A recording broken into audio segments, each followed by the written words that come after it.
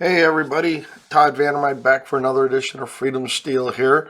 Former NRA contract lobbyist, Illinois gun law guru, and we've been getting a lot of questions about the Naperville lawsuit and what's going on there. So in my last video, we talked about how we have all these parallel tracks taking place within the gun cases challenging the Illinois semi-auto ban. So let's get into some of this. It's National Association of Gun Rights et al. V. Naperville. I just refer to this as the Naperville lawsuit because it originally was suing the village of Naperville because what they did is they instituted a ban on the sale of magazine-fed centerfire rifles. It is a much narrower ban than what the state of Illinois introduced. The Illinois ban went into shotguns, handguns or pistols, as well as rimfire rifles, and so magazines, everything. It's a much broader ban. So the original lawsuit brought on behalf of Law Weapons, who are friends of the channel here, and Robert Beavis, the owner of Law Weapons, sat there and filed suit against the village of Naperville. Then, while they were in the middle of that lawsuit, the state passed its gun ban because Naperville did their stuff in June. It was the following January that the state passed their stuff. So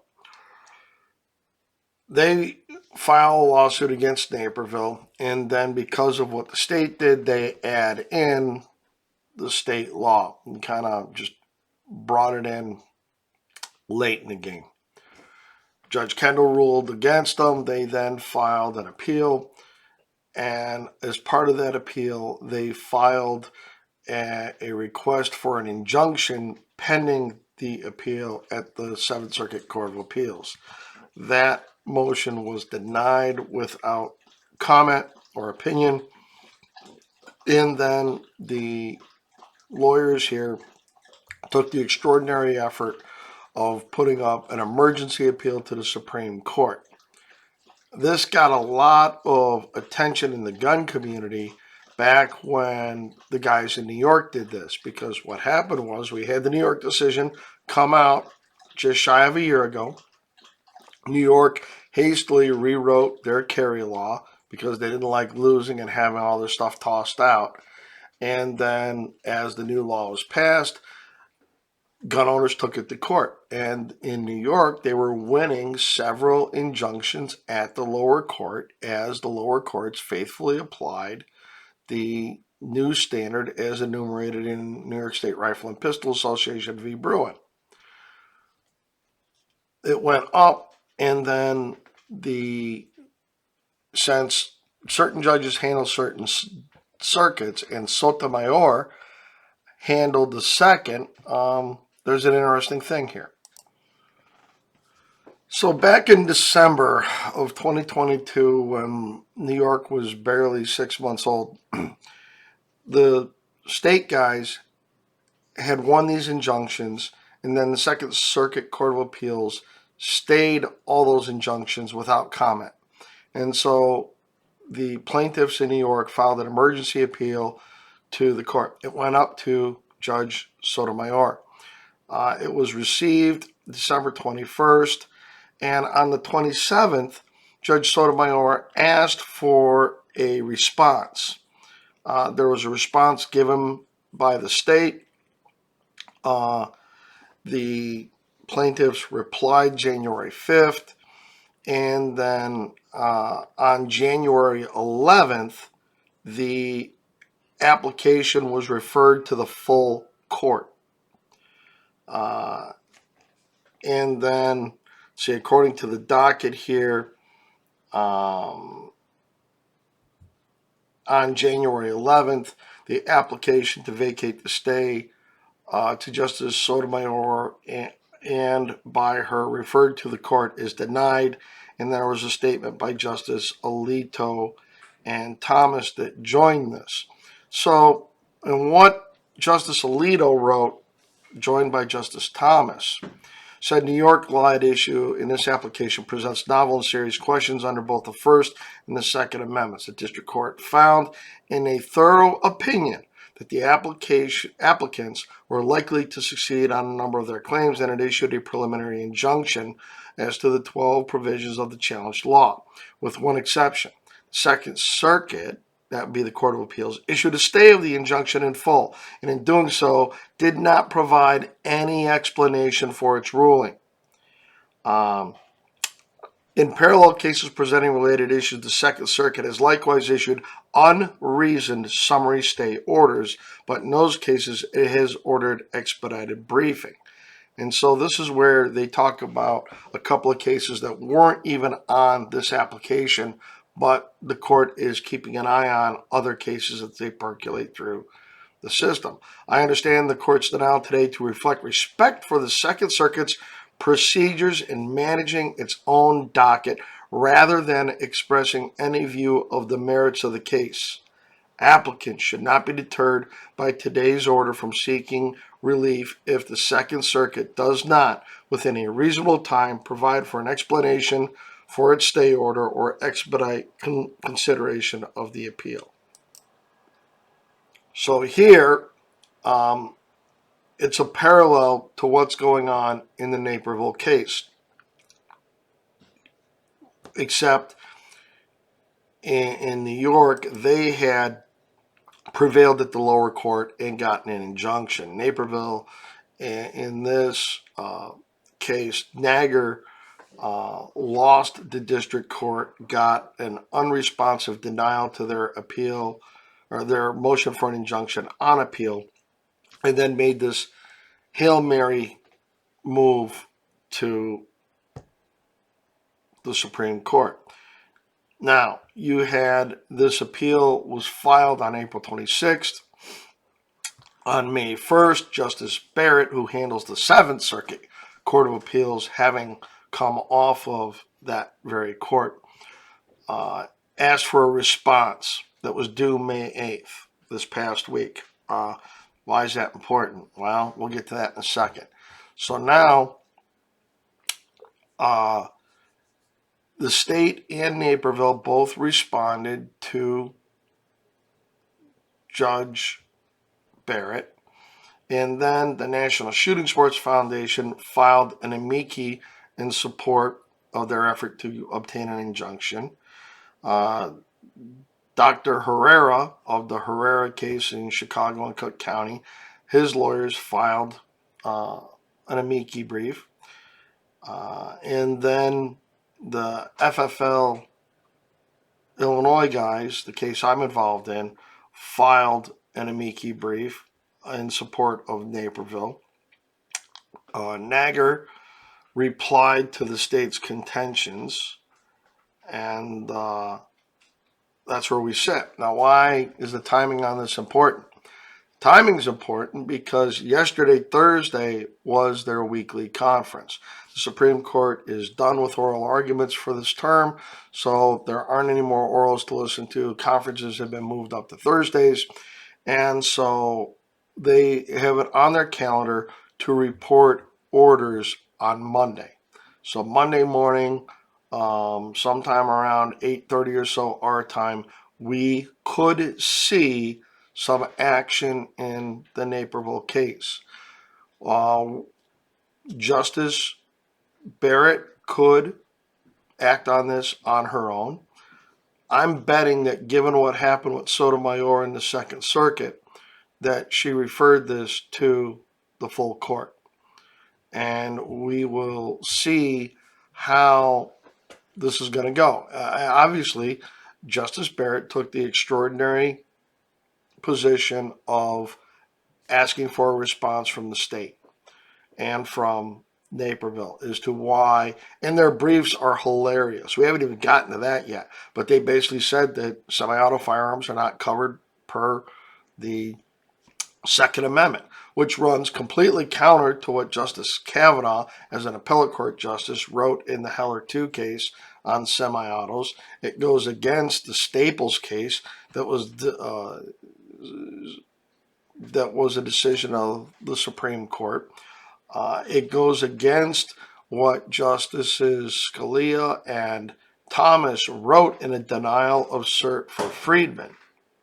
And this is called the shadow docket. This is where things that have not been accepted for cert or certiorari that are, in front of the court for complete briefings and amici and oral arguments. This is the quote shadow docket where the court acts on things without the benefit of a full and robust pleadings, briefings, and debate.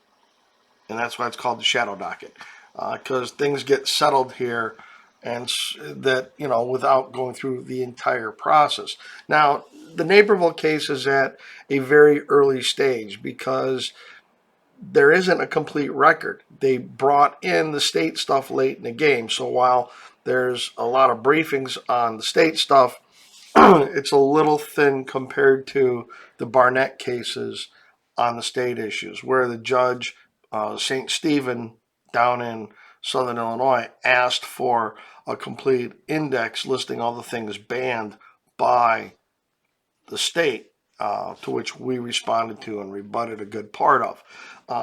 So there's a lot more nuanced stuff within the Southern District as to how far, wide, breadth the state case is, or the state law is in that. So now we can have one of several outcomes. My bet is that Justice Barrett asked for this briefing schedule, received all this information, and turned it around in time for the conference that took place yesterday. So she could act on her own, grant an injunction. She could act on her own, deny an injunction. I don't think either one of those two things are going to happen. I think that the full court is likely to say something. They could deny, like they did in New York. They could grant an injunction and say, nope, the state is unpersuasive and we're going to take the extraordinary. And for them to issue an injunction, it would be an extraordinary measure for them to reach down and say no. Now, that would be a very big shot across the bow, telling the lower courts, especially frivolous Frankie Easterbrook, that they got it wrong. They got it wrong in Friedman. They got it wrong with a bunch of this other stuff. And it would vindicate St. Stephen in his ruling downstate. I'm not so sure. That, again, would be an extraordinary move on behalf of the court. I think we are likely to see, akin to what happened in the New York case, where the court denies a grant of an injunction and then turns around, and I think you are likely to see a letter from Alito, Thomas, possibly Barrett, wagging a finger at the courts below. And it would be very, very helpful to say, we meant what we said in New York. You need to apply it faithfully. But this goes back to, you just had a federal judge throw out the federal law on minors being able, under 21 being able to obtain a handgun. You've got the Bianchi case on the Maryland semi-auto ban. You got the Maryland FOID card case pending at the Court of Appeals, briefed, argued, waiting on decisions. You got all the stuff coming out of Judge Benitez, St. Benitez in California, as well as you've got bump stocks, you've got pistol brace rules, you've got the marijuana stuff, you've got the Riani case on civil orders of protection, all percolating up. I think it is highly likely that when we get to this summer and they go to the conferences, that they will be granting at least one, if not multiple petitions on gun cases. And I think that 2024 is going to be the year of the gun at the United States Supreme Court. That is my prediction. That is a guess.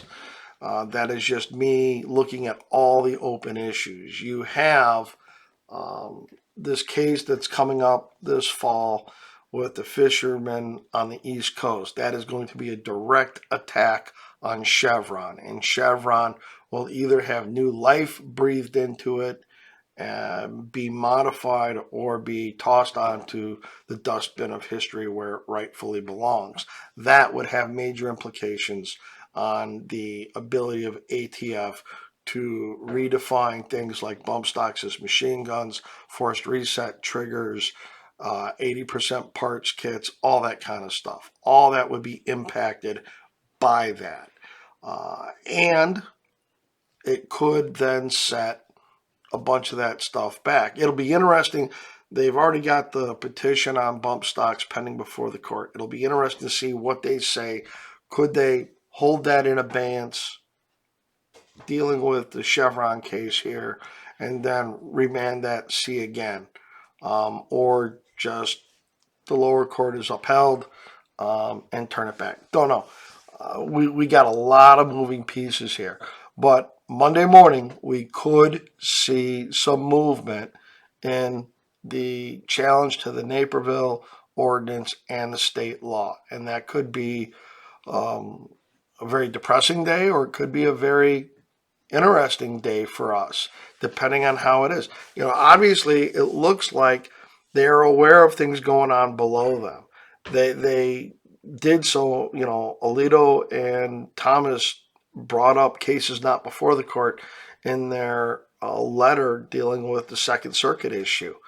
We're getting some of that out of the Seventh. I mean, the stay on ours was just, well, you need to address Friedman. Yeah, it's bad law.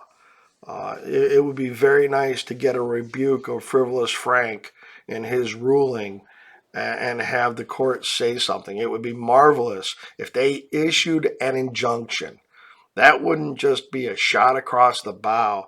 That would be a torpedo into the boiler room of everything the state is arguing, as well as the village of Naperville. So that's what's going on. So I suggest that Monday morning, 8:30ish, people, be watching Twitter feeds or social media or whatever, and we will see what comes out. We will see if the court does. Now, they could kick it to another conference.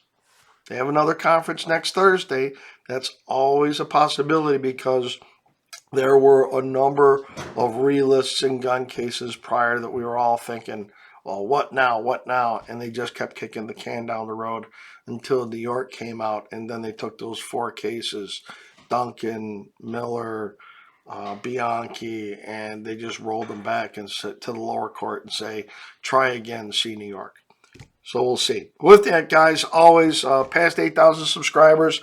We're heading towards 10. We really appreciate all your support. And some of the gifts just keep rolling in. I got one from Greg, and I got to figure out a place for this decanter that got sent to me. We've just been busy. The shelf behind me is filling up rapidly. I'm running out of space.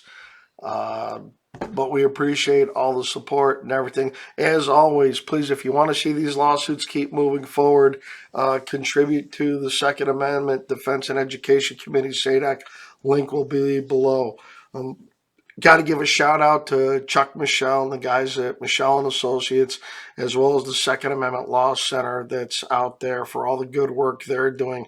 And I think you'll be hearing more about those guys in the near future. So, as always, guys, thanks for watching, and frag out.